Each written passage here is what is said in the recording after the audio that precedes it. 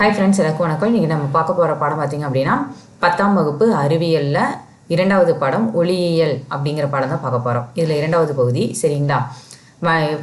நம்ம என்ன பார்க்குறோன்னா மனித கண் அப்படிங்கிற பகுதியிலேருந்து தான் பார்க்க போகிறோம். மனித கண் பார்த்திங்க அப்படின்னா மிகவும் மதிப்பு வாய்ந்ததும் நுட்பமானதுமான ஒரு உணர்வுறுப்பு தான் வந்து மனித கண். சரிங்களா?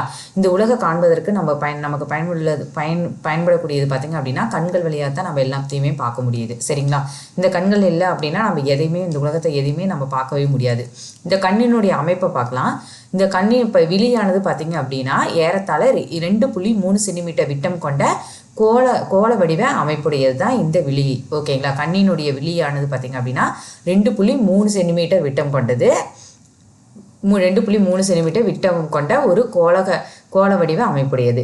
கண்ணில் உள்ள ஸ்க்ளீரா என்னும் வலிமையான ஜவ்வினால் தான் இந்த கண்ணின் உள்ளுறுப்புகள் வந்து பாதிக்கப்படுகின்றன.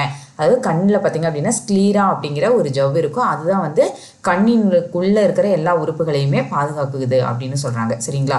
அதாவது இதுதான் ஸ்க்ளீரா. இந்த படத்தில் பார்த்திங்கன்னா தெரியும். இந்த ஒரு ஆஷ் கலரில் ஒரு சிமெண்ட் கலரில் ஒரு இது இருக்கு இல்லைங்களா? இதுதான் வந்து ஸ்க்ளீரா. இதுதான் வந்து கண்ணினுடைய உள்ளுறுப்புகள் எல்லாமே வந்து பாதுகாக்குது அப்படின்னு சொல்கிறாங்க.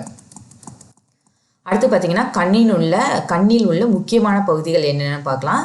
கார்னியா, இது விழிக்கோளத்தின் முன்பகுதியில் காணப்படும் மெல்லிய ஒளிபுகும் படலம் தான் வந்து இந்த கார்னியான்னு சொல்லுவாங்க. அதாவது விழிக்கோளத்தின் முன்பகுதியில் காணப்படும் மெல்லிய ஒளிபுகும் படலம் தான் இந்த கார்னியா. இதுவே கண்ணில் ஒளிவிலகல் நடைபெறும் முக்கியமான பகுதியாகும். கார்னியாவை அடையும் ஒளிக்கதிர்கள் பார்த்திங்க அப்படின்னா ஒளிவிலகல் அடைய செய்யப்பட்டு விழி லென்ஸின் மீது குவிக்கப்படுகிறது அப்படின்னு சொல்கிறாங்க. அதாவது கண்ணின் உள்ள பார்த்திங்க அப்படின்னா இந்த பகுதி இருக்கு இல்லைங்களா, வளைஞ்ச மாதிரி காணலாம். இதுதான் வந்து கார்னியா அப்படின்னு சொல்லுவாங்க. இந்த ஒளிக்கதிர்கள் தான் வந்து இந்த கார்னியா மேலே பட்டு அதுக்கப்புறம் லென்ஸின் வழியாக ஊடுருவி அப்புறம் வந்து நமக்கு அது விழித்திரையில் விழுகும். சரிங்களா? இந்த கார்னியா மூலமாக தான் ஒளிக்கதிர்கள் வந்து கண்ணுக்குள்ளே சென்று விழி லென்ஸில் படுது. சரிங்களா? இல்லைன்னா வந்து இந்த கார்னியா தான் அது ரொம்ப முக்கியமான பகுதி. சரிங்களா? அதனால தான் வந்து கண்ணுக்குள்ளே ஒளி போகிறதுக்கான முக்கியமான பகுதி பார்த்திங்கன்னா இந்த கார்னியா தான். அடுத்தது ஐரிஸ்ன்னு பாருங்கள். இது கண்ணின் வந்து நிறமுடைய பகுதி. இது நீலம், பழுப்பு அல்லது பச்சை நிறத்தில் காணப்படலாம். இது ஒவ்வொரு மனிதருக்கும் பார்த்திங்க அப்படின்னா தனித்தன்மை வாய்ந்த நிறம் மற்றும் அமைப்பை கொண்டிருக்கும். இது ஒளிப்பட கருவியின் முகப்பை போன்று செயல்பட்டு கண் பாவையினுடைய உள்ளே நுழையும் ஒளிக்கதிர்களினுடைய அளவை வந்து கட்டுப்படுத்துறது வந்து இதுதான். இதாவது இந்த படத்தில் பாருங்கள், இதை அழிச்சிட்டு காமிக்கிறேன். இந்த படத்தில் பார்த்தீங்கன்னா ஐரிஸ் அப்படிங்கிறது இந்த லைட் க்ரீன் கலரில் இருக்குது பார்த்தீங்களா, இந்த பகுதி இதுதான் வந்து ஐரிஸ்ன்பாங்க. சரிங்களா? இந்த ஐரிஸ் என்ன ஆகும் அப்படின்னா இந்த கார்னியா வழியே வந்து ஒளிக்கதிர்கள் வருது இல்லைங்களா, அதை வந்து என்ன பண்ணும் அப்படின்னா கரெக்டாக கட்டுப்படுத்தி வந்து இந்த ஐரிஸ்குள்ளே அனுப்பும். இந்த கண் பாவைக்குள்ளே அனுப்பும். இதுதான் வந்து கண் பாவை. இந்த சின்ன கலரில் ப்ளூ இங்கே இருக்கு இல்லைங்க பாருங்களா, இதுதான் வந்து கண் பாவை. சரிங்களா? இது வந்து ஐரிஸு, இது வந்து கண் பாவை. இது பெருசாக இருக்கு இல்லைங்களா, இது வந்து ஐரிஸ். இது வந்து ஐரிஸு. இது வந்து என்ன பண்ணும் அப்படின்னா அந்த ஒளிக்கதிர்களை வந்து ஒழுங்குபடுத்தி கண் பாவைக்குள்ளே அனுப்பக்கூடிய வேலை வந்து இந்த ஐரிஸுடைய வேலை. சரிங்களா? அடுத்து கண் பாவை பாருங்கள். கண் பாவை அப்படின்னா இந்த ஐரிஸினுடைய மையப்பகுதி தான் இந்த கண் பாவை. இது பார்த்திங்க அப்படின்னா கண் பாவை. இந்த ஐரிஸ் பார்த்திங்க அப்படின்னா ஒவ்வொருத்தருக்கும் ஒவ்வொரு கலரில் இருக்கும். ஒவ்வொருத்தருக்கும் ஒவ்வொரு மாதிரி இருக்கும். நம்மளுடைய கண்கள் பார்த்திங்கன்னா வெவ்வேறு மாதிரி இருக்கும். தெரியுங்களா? அதுக்கு காரணம் அப்படின்னா இந்த ஐரிஸ் தான். இந்த ஐரிஸினுடைய கலர் வந்து ஒருத்தருக்கு இப்போ பச்சை கலரில் அப்புறம் பழுப்பு நேரத்தில் இந்த மாதிரி மாறி மாறி காணப்படும். இது ஒவ்வொருத்தருக்கும் ஒவ்வொரு விதமாக காணப்படுறதுனால தான் இப்போ நமக்கு எங்கே வந்து ஒரு அடையாள இது எடுத்தாலும் இந்த நம்ம அடையாளத்துக்கெல்லாம் யூஸ் பண்ணுவாங்களே. இப்போ ஆதார் கார்டுலாம் பார்த்திங்கன்னா கண்ணினுடைய இதெல்லாம் எடுப்பாங்க. அதுக்கு காரணம் என்னென்னா இந்த ஐரிஸ் வந்து பார்த்திங்கன்னா ஒவ்வொருத்தருக்கும் ஒவ்வொரு மாதிரி வேறுபட்டு காணப்படுறதுனால தான். சரிங்களா? இந்த ஐரிஸ்னால தான் வந்து ஒளிக்கதிர் வந்து கார்னியாலேருந்து ஒளிக்கதிர் வந்து லென்ஸுக்கு, அதாவது கண் பாவைக்கு வந்து ஒழுங்குபடுத்தப்பட்டு கடத்தப்படுறது வந்து இந்த ஐரிஸ்னால தான். சரிங்களா? அடுத்தது வந்து கண் பாவை. இதுதான் வந்து கண் பாவைன்னு சொல்லுவாங்க. இந்த ஐரிஸ்குள்ளுடைய மைய பகுதியில் ஒரு சின்னதாக தெரியுது பாருங்கள், இதுதான் வந்து கண் பாவை அப்படின்னு சொல்லுவாங்க. சரிங்களா? அதான் இந்த பகுதி தான் வந்து கண் பாவை அப்படின்னு சொல்லுவாங்க. இந்த கண் பாவை தான் பார்த்திங்கன்னா இது ஐரிஸினுடைய மையப்பகுதி. பொருளிலிருந்து வரும் ஒளிக்கதிர்கள் கண் பாவை வழியாக விழித்திரையை வந்து அடையும். ஓகேங்களா? இந்த கண் பாவையில் ஒளிக்கதிர்கள் இருக்கலாம், இந்த கண் பாவை வழியாக விழித்திரையை அடையிறது இந்த கண் பாவையினால தான். சரிங்களா? அதாவது கார்னியாலேருந்து வரக்கூடிய ஒளி வந்து ஐரிஸ்னால் வந்து ஒழுங்குபடுத்தப்பட்டு கண் பாவைக்குள்ளே செல்லும். இந்த கண் பாவைக்குள்ளே உள்ள ஒளி தான் வந்து விழித்திரையை வந்து சென்றடையும். அந்த விழித்திரையை சென்றடையக்கூடிய ஒளி தான் வந்து பார்வை நரம்புகளால் மூளையை வந்து சென்றடையும். அடுத்து இந்த விழித்திரை என்னென்னு பார்க்கலாம். விழிக்கோளத்தில் பின்புற உட்பரப்பு தான் வந்து இந்த விழித்திரை ரெட்டினா அப்படின்னு சொல்லுவாங்க. மிக அதிக உணர்நுட்பம் உடைய இப்பகுதியில் பார்த்தீங்கன்னா பொருளின் தலையினால மெய்பிம்பம் வந்து உருவாக்கப்படுது அப்படின்னு சொல்லுவாங்க. சரிங்களா, அதாவது இதுதான் வந்து இந்த ரெட்டினா தான் வந்து இந்த மஞ்சள் கலரில் காணப்படுது பாருங்க. இதான் இந்த லைட் எல்லோவாக இருக்கு இல்லையா, இந்த லைட்டு ஆரஞ்சாவோ எல்லோவோ, அதாவது இந்த பகுதி இதுதான் வந்து ரெட்டினா அப்படின்னு சொல்லுவாங்க. இதுதான் வந்து இப்போ அந்த ஒளிக்கதிரை வந்து பார்வையாக மாற்றுறது வந்து இதுதான். ஓகேங்களா, அந்த விழிக்கோளத்தில் பின்புற உட்பரப்பு தான் வந்து இந்த இதான். இது அதிக உணர்நுட்பம் உடைய இப்பகுதியில் வந்தால் பொருளினுடைய தலைகீழான மெய்பிம்பம் வந்து உருவாக்கப்படும். பொருளினுடைய பிம்பம் உருவாக்கப்படுறது பார்த்திங்கன்னா இதுதான். அடுத்து சிலியரி தசைகள் அப்படின்னு சொல்லுவாங்க. இது விழி லென்ஸானது சிலியரி தசைகளால் தாங்கப்பட்டுள்ளது. பொருள்களின் தொலைவுக்கேற்ப விழி லென்ஸு தன் குவிய தூரத்தை மாற்றிக்கொள்ள இந்த தசைகள் வந்து உதவுது அப்படின்னு சொல்லுவாங்க. அதாவது பாருங்கள், இங்கே கை மாதிரி இருக்குது பார்த்தீங்களா, இந்த ஒரு லைட் கலரில் இந்த ஒரு கை மாதிரி இருக்குல்ல, இதுதான் வந்து சிலரிய தசைகள். இது வந்து இங்கே ஃபுல்லாகவே பரவி இருக்குது, இங்கே வரைக்கும் இருக்கும். இந்த கண்ணை வந்து பாதுகாக்கிறது பார்த்திங்கன்னா இந்த சிலரிய தசைகள் தான். ஓகேங்களா, இந்த சிலரிய தசைகள்னால தான் வந்து இந்த லென்ஸ் இருக்கு இல்லைங்களா, இந்த லென்ஸ் வந்து சின்னதாகிறதும் பெருசாகிறதும் இந்த சிலரிய தசைகள் தான். அதாவது நம்ம அந்த ஒளித்திரைகள் வர்றது இல்லைங்களா, அதுக்கு தகுந்த மாதிரி இந்த சிலரிய தசைகள் வந்து விழி லென்ஸுடைய இந்த லென்ஸ் இருக்கு இல்லைங்களா, இது வந்து ஒரு குவி லென்ஸு. இந்த லென்ஸுடைய அதிகமாகவோ இல்லை குறுகியோ மாற்றுறது வந்து இந்த சிலரிய தசைகள் தான். அடுத்து விழி லென்ஸ், இது கண்ணினுடைய மிக முக்கியமான பகுதி. இது இயற்கையில் அமைந்த குவி லென்ஸாக செயல்படுது அப்படின்னு சொல்கிறாங்க.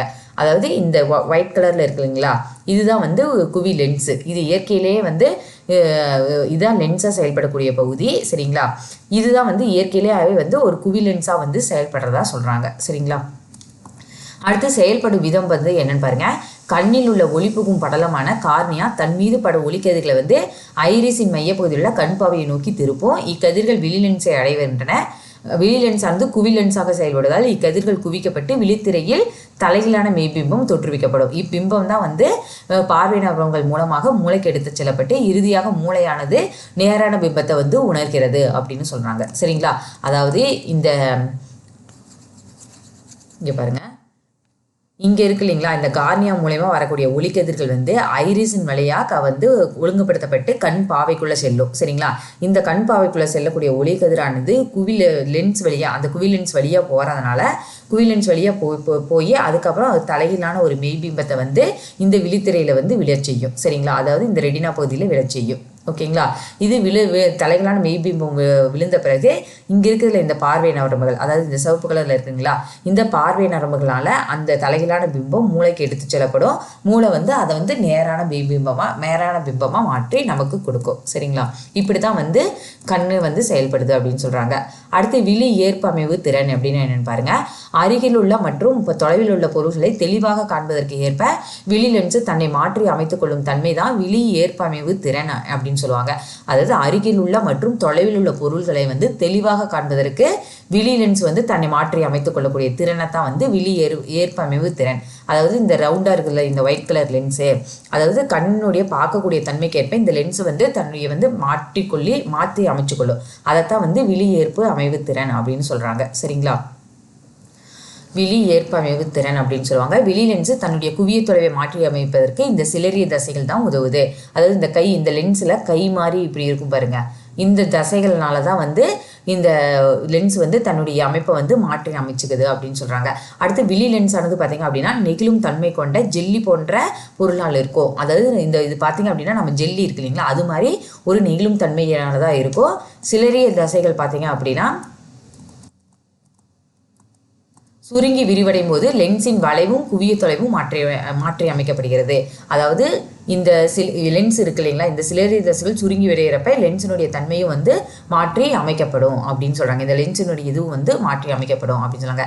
இப்போ நம்ம தொலைவில் உள்ள பொருட்களை காணும்போது சிலரிய தசைகள் விரிவடைகிறதுனால மூலம் விழி லென்ஸின் தடிமன் குறைந்து மெல்லியதாக மாற்றப்படும். அதாவது இப்போ வந்து இந்த என்ன ஆகும் அப்படின்னு நம்ம தூரமாக இருக்கிற ஒரு பொருள் இருக்குதுன்னு வச்சுக்கோங்க. இப்போ ஒரு காஃபி மக் இருக்குதுன்னு வச்சுக்கோங்களேன். இந்த தூரமாக இருக்கக்கூடிய ஒரு பொருளை வந்து நம்ம பார்க்குறப்ப என்ன ஆகும், இங்கே லென்ஸ் இருக்கும். ஓகேங்களா, இது வந்து சிலரிய தசைகள் இருக்கும். இது என்ன ஆகும் அப்படின்னா விரிவடைஞ்சதுன்னா இப்படி கீழே போயிடும், ரொம்ப பெருசாகும். அப்போ லென்ஸ் வந்து என்னன்னா அது தடிமன் வந்து குறைஞ்சி ரொம்ப சின்ன மெல்லிஸாக இப்படி மாற ஆரம்பிக்கும். ஓகேங்களா. அதாவது விரிவடையுது, அந்த லென்ஸ் வந்து இப்படி விரிவடைஞ்சு அப்படின்னா இப்படி சன்னமாக மாற ஆரம்பிக்கும். இந்த சிலரிய தசைகள் விரிவடைகிறதுனால லென்ஸ் வந்து ரொம்ப சன்னமாக மாற ஆரம்பிக்கும், அதாவது ரொம்ப தின்னாக மாற ஆரம்பிக்கும். அதைத்தான் இங்கே சொல்லியிருப்பாங்க. அதாவது லென்ஸினுடைய தடிமன் குறைந்து மெல்லியதாக மாற்றப்படும். இதனால் விழி லென்ஸினுடைய குவிய தூரம் அதிகரிக்கப்பட்டு பொருள் வந்து தெளிவாக தெரியும், புலனாகும் அப்படின்னு சொல்கிறாங்க. ஓகேங்களா. அதாவது அப்போ வந்து இந்த பொருள் தொலைவில் இருக்கிறதுனால இது வந்து ரொம்ப தின்னாக மாறுறதுனால இது வந்து பொருள் வந்து தெளிவாக தெரியும். இந்த பொருள் தான் வந்து விழித்திரையில் வந்து நமக்கு கிடைக்கும். அப்போ இதனால் விழி லென்ஸின் குவிய தூரமும் குறைந்து பொருளினுடைய தெளிவான பிம்பம் வந்து விழித்திரையில் வந்து வீழ்த்தப்படுது அப்படின்னு சொன்னாங்க. ரொம்ப ஈஸி தாங்க.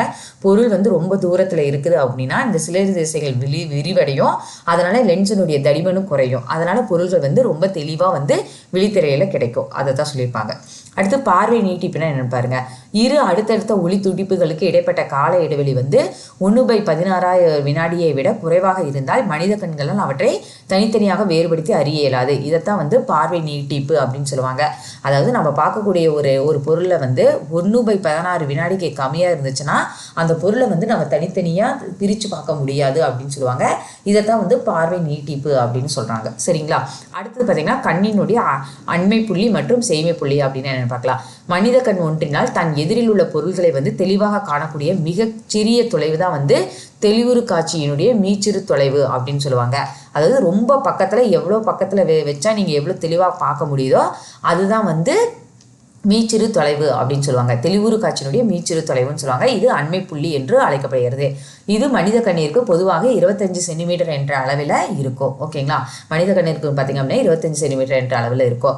கண் ஒன்றினால் எவ்வளவு தொலைவில் உள்ள பொருட்களை தெளிவாக காண முடிகிறதோ அப்புள்ளி வந்து சேய்மை புள்ளி என்று அழைக்கப்படுகிறது. பொதுவாக சேய்மை புள்ளியானது ஈரில்லா தொலைவில் அமைந்திருக்கும் அப்படின்னு சொல்கிறாங்க. அதாவது கண் ஒன்றில் எவ்வளவு தொலைவில் வந்து உள்ள பொருள்களை நம்ம தெளிவாக காண முடியுமோ, எவ்வளோ தூரமாக இருக்கிற பொருளை எந்த அளவுக்கு நம்ம தெளிவாக காணுறோமோ அதைத்தான் வந்து சேய்மை புள்ளி. ஒரு குறிப்பிட்ட தூரத்துக்கு அப்புறம் அதை நம்ம பார்க்கவே முடியாது. அந்த மாதிரி இது வந்து அந்த தூரம் வரைக்கும் இருக்கிறது தான் வந்து அப்புள்ளியை தான் வந்து சேய்மை புள்ளி அப்படின்னு சொல்லுவாங்க. பொதுவாக இப்போ சேய்மை புள்ளியானது ஈரில்லா தொலைவில் இருக்கும், ரொம்ப தூரமாக இருக்கும் அப்படின்னு சொல்கிறாங்க. அடுத்து கண்ணினுடைய குறைபாடுகள் என்னன்னு பாருங்க. இயல்பாக மனித கண்ணால் பார்த்தீங்கன்னா 25 சென்டிமீட்டர் முதல் ஈரில்லா தொலைவில் வரை உள்ள ஒரு பொருள்களை மட்டுமே தான் தெளிவாக காண முடியும். ஒரு பொருள் வந்து நமக்கு 25 சென்டிமீட்டர் தூரமானாவது இருக்கணும், அதுக்கு கம்மியாக இருந்துச்சு நம்ம அந்த பொருளை வந்து தெளிவாக காண முடியாது. அதே சமயம் ஒரு பொருள் வந்து ஈரில்லா தொலைவில் இருக்கிறதா தான் அது வரைக்கும் காண முடியவே தவிர அதுக்கு மேலேயும் இருந்தால் அதை நம்ம வந்து காண முடியாது. ஆனால் வயது முதிர்வு காரணமாக பார்த்தீங்க அப்படின்னா சில குறைபாடுகள் வந்து பார்வையில் ஏற்படுது. கண்ணில் ஏற்படும் சில பொதுவான குறைபாடுகளை பற்றி தான் நம்ம பார்க்க போகிறோம். அது ஃபஸ்ட்டு வந்து பார்க்க போகிறது பார்த்திங்க அப்படின்னா கிட்ட பார்வை, அதாவது மயோஃபியா அப்படின்னு சொல்லுவாங்க. மயோஃபியா அப்படிங்கிறது என்று அழைக்கப்படும் கிட்ட பார்வையானது என்னும் குறைபாடானது விழிக்கோளம் வந்து சிறிது நீண்டு விடுவதால் ஏற்படுகிறது. இந்த விழிக்கோளம் இருக்கு இல்லைங்களா, அது நீண்டு விடுவதால் ஏற்படுது அப்படின்னு சொல்லுவாங்க. இக்குறைபாடு உள்ள மனிதனால் பார்த்தீங்க அப்படின்னா அருகில் உள்ள பொருட்களை வந்து தெளிவாக பார்க்க முடியும், ஆனால் தூரத்தில் இருந்த பொருட்களை வந்து தெளிவாக பார்க்க முடியாது. சரிங்களா. அப்போ விழி லென்ஸின் குவிய தூரம் குறைவதாலும் விழி லென்ஸிற்கும் விழி திரைக்கும் இடையே உள்ள தொலைவு அதிகரிப்பதாலும் இக்குறைபாடு வந்து ஏற்படுது. இதனால் கண்ணின் சேய்மை புள்ளியானது ஈரில்லா தொலைவில் அமையாமல் கண்ணின் அண்மை புள்ளியை நோக்கி அமர்ந்து விடுகிறது. இதனால தான் வந்து தொலைவில் உள்ள பொருள்களின் பிம்பம் விழித்திரைக்கு முன்பாகவே உருவாக்கப்படும். அப்போ தகுந்த குவிய தொலைவு கொண்ட குழி லென்ஸை பயன்படுத்துவதன் மூலம் இக்குறைபாட்டை வந்து சரி செய்யலாம். பயன்படுத்தப்பட வேண்டிய குழி லென்ஸின் குவிய தொலைவை வந்து பின்வருவாறு கண்டறியலாம் அப்படின்னு சொன்னாங்க. அதாவது குறைபாடுன்னு வச்சுக்கோங்களேன், அது வந்து என்ன ஆகும் அப்படின்னா இது மாதிரி இப்போ இங்கே கிடைக்கிறதுக்கு பதிலாக வந்து என்ன ஆகும் அப்படின்னா அண்மை தொலைவிலே கிடைச்சிரும், அதாவது அதுக்கு முன்னாடியே கிடைச்சிரும். அதனால் என்ன ஆகும் அப்படின்னா அந்த பொருளை வந்து இந்த குறைபாடு இருக்கிறவங்க தெளிவாக காண முடியாது. இதே வந்து அவர்கள் லென்ஸ் போட்டு பார்த்தாங்க அப்படின்னா அது கரெக்டாக விழித்திரையிலேயே விழுகும். அப்போ விழித்திரையிலேயே விழுகிறப்ப நம்ம பொருளை வந்து தெளிவாக பார்க்க முடியும் அப்படின்னு சொல்கிறாங்க. இதுதான் வந்து கிட்ட பார்வை குறைபாடுடையவர்கள். குறைபாடு இல்லாதவர்கள் வந்து பார்த்தீங்க அப்படின்னா அந்த லென்ஸை போட்ட பிறகு என்ன ஆகும் அப்படின்னா அந்த பிம்பம் வந்து கரெக்டாக விழித்திரையிலே கிடைக்கும். இப்படி தான் வந்து கிட்ட பார்வை குறைபாடு சரி செய்யப்பட்ட கண் வந்து இப்படி இருக்கும். இப்போ கிட்ட பார்வை குறைபாடு உடைய ஒரு மனிதரால் வந்து எக்ஸ் என்ற தொலைவு வரை உள்ள ஒரு பொருளை காண முடிகிறது என கொள்வோம். அவர் ஈரில்லா தொலைவு வரை உள்ள பொருள்களை காண விரும்பினால் பயன்படுத்தப்பட வேண்டிய குழி லென்ஸினுடைய குவிய தூரம் எப்படி இருக்கணும் அப்படின்னா F = -x இருக்கணும். சரிங்களா.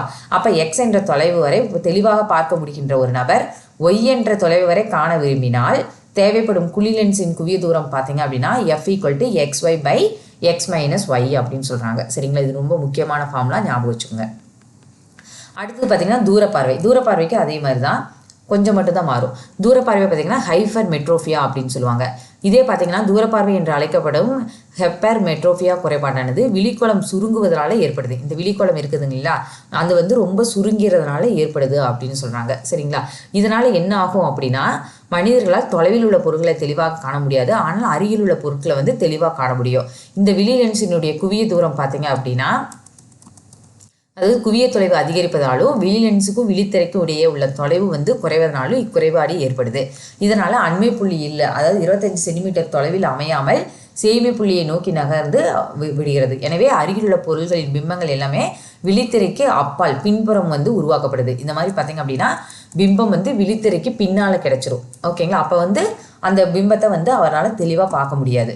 சரிங்களா, அப்பால் உருவாக்கப்படுது. தகுந்த குவிய தொலைவு கொண்ட குவி லென்ஸை வந்து பயன்படுத்தும் மூலம் இக்குறைபாட்டை சரி செய்யலாம் அப்படின்னு சொல்லுவாங்க. அப்போ பயன்படுத்தப்பட வேண்டிய குவிய லென்ஸினுடைய குவிய தொலைவை பின்வரும் முறையில் கண்டறியலாம். தூரப்பார்வை குறைபாடு உடைய ஒரு மனிதனால் வந்து டி என்ற தொலைவிற்கு அப்பால் உள்ள பொருட்களை மட்டுமே காண முடியும் அப்படின்னா, அவர் டிக்கு குறைவாக உள்ள டி என்ற தொலைவில் உள்ள பொருட்களை காண விரும்பினால் பயன்படுத்த வேண்டிய குவி லென்ஸின் குவிய தூரம் பார்த்தீங்க அப்படின்னா F = DD/D - D அப்படின்னு சொல்கிறாங்க. சரிங்களா, அதாவது இந்த மாதிரி பார்த்தீங்க அப்படின்னா பொருளினுடைய பிம்பம் பார்த்தீங்கன்னா விழித்திரைக்கு அப்பால் பின்புறம் கிடைச்சிடும். அதே வந்து குவி லென்ஸை பயன்படுத்தினாங்க அப்படின்னா கரெக்டாக விழித்திரையிலேயே நமக்கு பிம்பம் கிடைச்சிடும். அவர் வந்து அந்த பொருளை வந்து சரியாக பார்க்க முடியும். அதுக்கடுத்து பார்த்தீங்க அப்படின்னா விழி ஏற்பமைவு திறன் குறைபாடு அப்படின்னா என்னென்னு பார்க்கலாம். மனிதரால் ஏற்படும் வயது முதிர்வு காரணமாக சிலரிய தசைகள் வந்து வலுவிழக்கின்றன. அதாவது கண்ணை சுற்றி காணப்படுகிற அந்த சிலரிய தசைகள் இருக்கலாம், அதாவது குவி லென்ஸை வந்து விரிஞ்சு தின்னாவும் பெருசாகவும் இருக்குங்க இல்லையா, அதுதான் வந்து அந்த விழி லென்ஸு. அந்த விழி லென்ஸினுடைய அந்த சிலரிய தசைகள், அந்த சிலரிய தசைகள் பார்த்திங்க அப்படின்னா வலுவிழுந்து விடும் அப்படின்னு சொல்கிறாங்க. மேலும் விழி லென்ஸ் வந்து தன் நெகிழ்வுத்தன்மையை இழக்கிறது. இதனால் விழியின் ஏற்பமைவு திறனில் வந்து பார்த்திங்க அப்படின்னா குறைபாடு ஏற்படும் அப்படின்னு சொல்கிறாங்க. இக்குறைபாடு உடைய சில வயது முதிர்ந்த பெரியவர்களால் அருகில் உள்ள பொருள்களை தெளிவாக காண முடியாது. எனவே இக்குறைபாடு வயது முதிர்வு தூரப்பார்வை என்று அழைக்கப்படுகிறது. சரிங்களா, அதாவது பக்கத்தில் இருக்கிற பொருளை தெளிவாக அவங்களால பார்க்க முடியாது, அதை வந்து வயது முதிர்வு தூரப்பார்வை அப்படின்னு சொல்லுவாங்க. சில மனிதர்கள் பார்த்தீங்க அப்படின்னா ஒரே நேரத்தில் கிட்ட பார்வை மற்றும் தூரப்பார்வை ஆகிய பார்வை குறைபாடுகளால் பாதிக்கப்படலாம். இக்குறைபாடானது இரு குவியல் லென்ஸ்கள் வந்து பைஃபோக்கல் லென்ஸ் மூலமாக சரி செய்யப்படும் அப்படின்னு சொல்லுவாங்க. இந்த லென்ஸ் பார்த்தீங்கன்னா மேல்புறம் பார்த்தீங்கன்னா குழி லென்ஸும், அதாவது கிட்ட பார்வையை சரி செய்ய குழி லென்ஸும், தூரப்பார்வையை சரி செய்ய குவி லென்ஸும் போட்டிருப்பாங்க, ரெண்டும் வச்சுருப்பாங்க. 2 லென்ஸும் இருக்கிற மாதிரி இவங்களுக்கு இருக்கும். பைஃபோக்கல் லென்சஸ் தான் இவங்க பயன்படுத்துவாங்க. அடுத்து பார்த்தீங்கன்னா பார்வை சிதறல் குறைபாடு. இக்குறைபாடுடைய கண்களால் இணையான மற்றும் கிடைமட்ட கோடுகளை தெளிவாக வந்து காண இயலாது. சரிங்களா, இக்குறைபாடு வந்து மரபு ரீதியாகவோ அல்லது கண்ணில் ஏற்படும் பாதிப்புகளால தான் வந்து தூண்டலாம் அப்படிங்கிறாங்க. விழி லென்ஸில் ஏற்படும் கண்புரை, கார்னியாவில் உருவாகும் புண்கள், விழியின் மேற்பரப்புகளில் உண்டாகும் காயங்கள் போன்றவற்றால் வந்து விழி லென்ஸில் ஏற்படும் ஒழுங்கற்ற தன்மையால் இக்குறைபாடு ஏற்படும். உருளை லென்ஸ்கள் மூலமும் இந்த இக்குறைபாட்டை வந்து நம்ம சரி செய்யலாம் அப்படின்னு சொல்கிறாங்க. சரிங்களா, அடுத்து வந்து நுண்ணோக்கிகள்னால் என்னென்னு பார்க்கலாம். நுண்ணோக்கிகள் என்பவை பார்த்திங்கன்னா மிக நுண்ணிய பொருளை காணக்கூடிய ஒரு பொருள் தான் வந்து நுண்ணோக்கி. காண உதவும் ஒளியியல் கருவி தான் வந்து நுண்ணோக்கி. இவை எளிய நுண்ணோக்கி, கூட்டு நுண்ணோக்கின்னு என்ன வகைப்படுத்தலாம். ஃபஸ்ட்டு எளிய நுண்ணோக்கினா என்னென்னு பாருங்கள். குறைந்த குவிய தொலைவு கொண்ட குவி லென்ஸானது எளிய நுண்ணோக்கியாக செயல்படும். இந்த குறைந்த குவிய தொலைவு கொண்ட குவி லென்ஸ் தான் வந்து எளிய நுண்ணோக்கின்னு சொல்லுவாங்க. குவி லென்ஸை கண்களுக்கு அருகில் வைத்து பொருள்களை பார்க்கும்போது இந்த மாதிரி இந்த பொருள் இதுதான் ஒரு பொருள்னு வச்சுக்கோங்களேன், இதுக்கு அருகில் வந்து குவி லென்ஸை வச்சு பார்க்குறப்ப பெரிதாக்கப்பட்ட மாயபிம்பம் வந்து நமக்கு தோற்றுவிக்கும் அப்படின்னு சொல்கிறாங்க. இப்போ ஏபி என்ற ஒரு பொருளை வந்து குவி லென்ஸின் முக்கிய குவியத்திற்குள் வைத்து லென்ஸின் மறுபுறத்தின் வழியாக நம்ம பார்க்கும்போது குவி லென்ஸின் முக்கிய குவியத்திற்கோ, அதாவது குவி லென்ஸினுடைய முக்கிய குவியத்திற்கும் அதுக்கப்புறம் ஒளியியல் மையத்திற்கு விடையே பொருள் வைக்கப்படும் போது லென்ஸானது நேராக பெரிதாக்கப்பட்ட மாயபிம்பத்தை பொருள் இருக்கும் அதே பக்கத்தில் உருவாக்குது. ஓகேங்களா, அதனால் நம்ம வந்து அந்த பொருளை தெளிவாக ரொம்ப பெருசாக பார்க்க முடியும். அப்போ பிம்பத்தின் தொலைவானது தெளிவுறு காட்சியின் மீச்சிறு தொலைவுக்கு சமமாக இருக்கும். அப்போ குறைபாடற்ற கண்ணீருக்கு வந்து D = 25 சென்டிமீட்டராக இருக்கும். சரிங்களா, அப்போ எளிய நுண்ணோக்கினால என்ன பயன்பாடுகள் பாருங்கள். இது கடிகாரம் பழுதுபார்க்கவர்களுக்கு மற்றும் ஆபரணங்கள் செய்கிறதுக்கும் இது வந்து பயன்படுது. சிறிய எழுத்துக்களை வந்து படிக்கவே இது வந்து உதவுது. பூக்கள் மற்றும் பூச்சிகளின் பாகங்களை வந்து உற்று நோக்க பயன்படுது. தடய அறிவியல் துறையில் கைரேகைகளை பகுத்தறியவும் இது வந்து பயன்படுதான் சொல்கிறாங்க. அடுத்து வந்து இந்த கூட்டு நுண்ணோக்கி என்னன்னு பாருங்க. இந்நுண்ணோக்கியும் பார்த்தீங்க அப்படின்னா மிக நுண்ணிய பொருள்களை வந்து காண உதவுகிறது. இதன் உருப்பெருக்கு திறன் வந்து பார்த்தீங்க அப்படின்னா எளிய நுண்ணோக்கியின் உருப்பெருக்கு திறனை விட அதிகமாக இருக்கும். இந்த கூட்டு நுண்ணோக்கி பார்த்தீங்க அப்படின்னா எளிய நுண்ணோக்கியை விட இதனுடைய உருப்பெருக்கு திறன், அதாவது அந்த பொருளை வந்து பெருசாக காமிக்கிறத வந்து இந்த கூட்டு நுண்ணோக்கியில் வந்து ரொம்ப அதிகமாக இருக்கும். ரொம்ப சின்ன பொருளை விட இதை விட, அதாவது எளிய நுண்ணோக்கியில் பார்க்கக்கூடிய சின்ன பொருளை விட இது அதுக்கும் கம்மியான சின்ன பொருளை வந்து இந்த கூட்டு நுண்ணோக்கியில் நம்ம பார்த்து பெருசாக பார்த்து தெரிஞ்சுக்கலாம் அப்படின்னு சொல்கிறாங்க. அதாவது உருப்பெருக்குன்னா ஒரு சின்ன பொருளை பெருசாக்கி காட்டுறது தான் உருப்பெருக்கு திறன். அப்போ இந்த கூட்டு நுண்ணோக்கியில் உருப்பெருக்கு திறன் வந்து ரொம்ப அதிகமாக இருக்கும் அப்படின்னு சொல்கிறாங்க.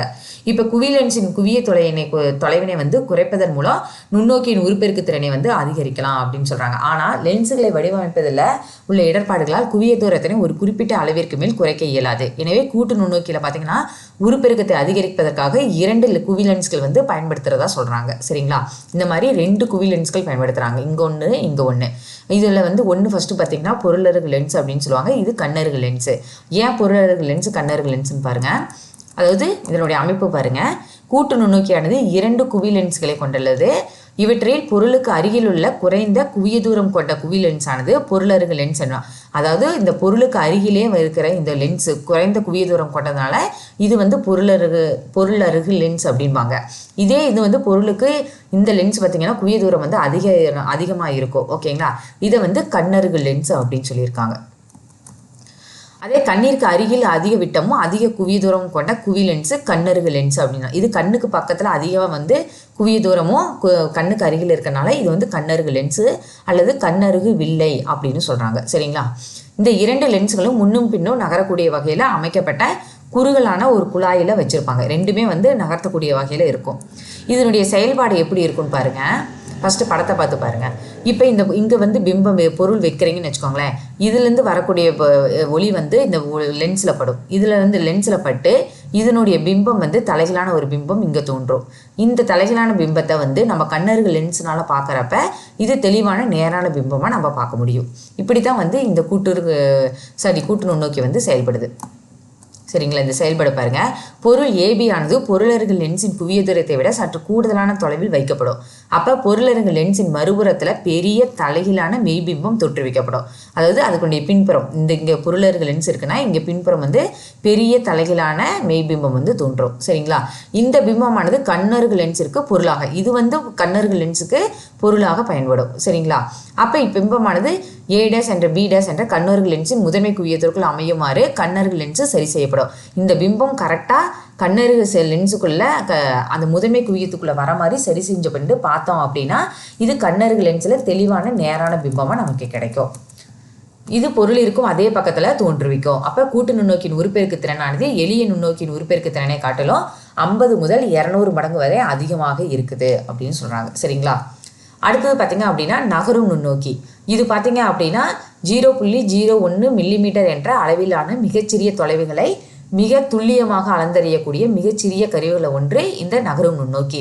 இது வெர்னியர் தத்துவத்தின் அடிப்படையில் செயல்படுகிறது. இதனுடைய மீச்சிற்றளவு பார்த்தீங்க அப்படின்னா 0.01 மில்லிமீட்டர் ஆகும். சரிங்களா? அடுத்து தொலைநோக்கிகள்லாம் என்னென்னு பார்க்கலாம். அதாவது இப்போ சந்திர கிரகணம் தோன்றல அதை பார்க்கறதுக்கு வெற்றுக்கண்ணால் நம்ம பார்க்க முடியாது. ஓகேங்களா? வெகு தொலைவில் உள்ள பொருட்களை எல்லாமே நம்ம தெளிவாக காட்டுறதுக்கு தொலைநோக்கிகளை தான் பயன்படுத்துகிறோம். தொலைவில் உள்ள பொருட்களை காண உதவும் ஒளியியல் கருவிகள் தான் வந்து தொலைநோக்கிகள் அப்படிங்கிறாங்க. சரிங்களா? 1608ஆம் ஆண்டு பார்த்தீங்க அப்படின்னா ஜோஹன் லிப்ரெசே என்பவரால் முதலில் தொலைநோக்கி உருவாக்கப்பட்டது அப்படின்னு சொல்கிறாங்க. விண்மீன்களை உற்று நோக்குவதற்காக கலீலியோ வந்து ஒரு தொலைநோக்கியை உருவாக்கினார். அவர் கண்ணாடிகள் செய்யும் கடைக்காரர் ஒருவரின் கடையில் வைக்கப்பட்டிருந்த லென்ஸின் வழியாக தொலைவில் உள்ள காலநிலை காட்டியின் பெரிதாக்கப்பட்ட பிம்பத்தை கண்டார். அதாவது அந்த கேலண்டரை வந்து ரொம்ப பெருசாக பார்த்தாரு. தொலைவில் இருக்கிற ஒரு கேலண்டரை வந்து ரொம்ப பெருசாக பார்த்தாரு. இதன் அடிப்படையாக கொண்டு தான் தொலைநோக்கியை வந்து உருவாக்குனதா சொல்கிறாங்க. இத்தொலைநோக்கியின் மூலம் வியாழன் கோளையும் சனிக்கோளை சுற்றியுள்ள வளையங்களையும் ஆராய்ந்தார். கெப்லர் என்ற இயற்பியாளர் 1611ஆம் ஆண்டு ஒரு தொலைநோக்கியை உருவாக்கினார். இதன் அடிப்படையில் தான் தற்கால வானியல் தொலைநோக்கி வந்து ஒத்திருக்கிறது அப்படின்னு சொல்கிறாங்க. அடுத்து தொலைநோக்கியினுடைய வகைகள் என்னென்னு பாருங்கள். ஒளியியல் பண்புகளை அடிப்படையாக கொண்டு தொலைநோக்கிகளை வந்து ஒளிவிலகல் தொலைநோக்கிகள், ஒளி எதிரொலிப்பு தொலைநோக்கிகள் என 2 வகைப்படுத்துகிறாங்க. சரிங்களா? ஒளிவிலகல் தொலைநோக்கிகள் பார்த்தீங்க அப்படின்னா தொலைநோக்கிகளில் லென்ஸுகள் வந்து பயன்படுத்தப்படும். இந்த கலீலியோ தொலைநோக்கி, கெப்லர் இதுக்கு வந்து பார்த்தீங்கன்னா கலீலியோ தொலைநோக்கி, கெப்லர் தொலைநோக்கி, நிறமற்ற ஒளி விளக்கிகள், அது ஆக்ரோமேட்டிக் ரீஃப்ராக்டர்ஸ் ஆகியவை எல்லாமே வந்து ஒளிவிலகல் தொலைநோக்கிகளுக்கு வந்து எடுத்துக்காட்டுதான் சொல்கிறாங்க. சரிங்களா? அடுத்தது பார்த்தீங்க அப்படின்னா ஒளி எதிரொலிப்பு தொலைநோக்கி. அது வந்து ஒளி விலகல், இது வந்து ஒளி எதிரொலிப்பு. இது இங்கே வந்து பார்த்தீங்க அப்படின்னா கோளக ஆடிகள் வந்து பயன்படுத்தப்படும். கிரீகேரியன், நியூட்டன், காஸ்கிரைன் தொலைநோக்கிகள் போன்றவை ஒளி எதிரொலிப்பு தொலைநோக்கிகளுக்கு வந்து எடுத்துக்காட்டு அப்படிங்கிறாங்க. தொலைநோக்கிகளை பயன்படுத்தி காணக்கூடிய பொருள்களை வந்து அடிப்படையாக கொண்டு தொலைநோக்கிகளை வந்து வானியல் தொலைநோக்கி, நிலப்பரப்பு தொலைநோக்கி அப்படின்னு இரண்டாக பிரிக்கிறாங்க. சரிங்களா? இந்த வானியல் தொலைநோக்கிகள்லாம் என்னென்னு பார்க்கலாம். அது ஆஸ்ட்ரோனாமிக்கல் டெலஸ்கோப்ஸு. இவை வான்பொருட்களான கோள்கள், விண்மீன்கள், விண்மீன் திரள்கள், துணைக்கோள்கள் போன்றவற்றை காண பயன்படுவது வந்து இந்த வானியல் தொலைநோக்கிகள். அடுத்து வந்து நிலப்பரப்பு தொலைநோக்கிகள்.